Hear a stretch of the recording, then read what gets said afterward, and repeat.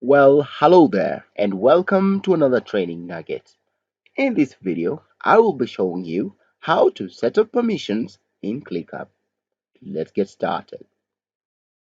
The very first thing you'll want to do is to log in into your ClickUp using your provided username and password. Let's face it, when you're working in project management, there comes a need for us to regulate who can access what in ClickUp. This makes it easier for you to control access, making sure that no wrong person accesses the right data in your interface. Now, to make that possible, you'll navigate into your account area,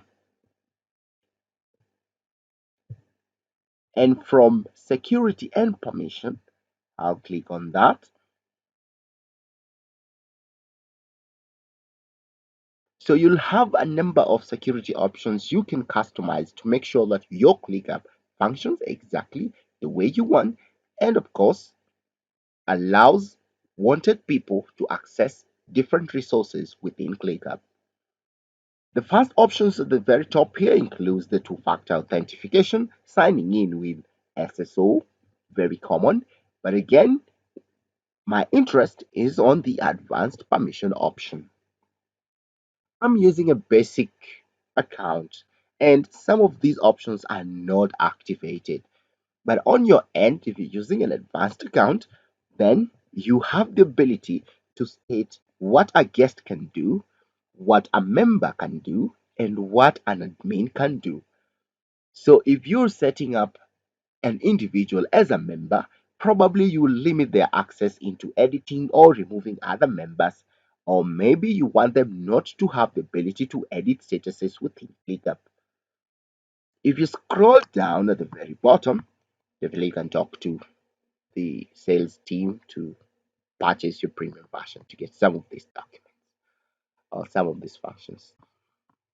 So at the top section, definitely there are a few other options. For example, allowing admins to manage private spaces. I can also select private attachments. I can block public sharing on my documents, depending on how I feel I would like to integrate this. Now, controlling access makes sure that people have access to what they need for their job and not just access and edit random things within ClickUp. It also raises the bar. It also raises the bar around accountability within your projects. But remember, you need to have an enterprise ClickUp to be able to edit some of these functions within the security and permissions option. Well, that is how you set up security and permission in ClickUp. I'll see you in the next nugget.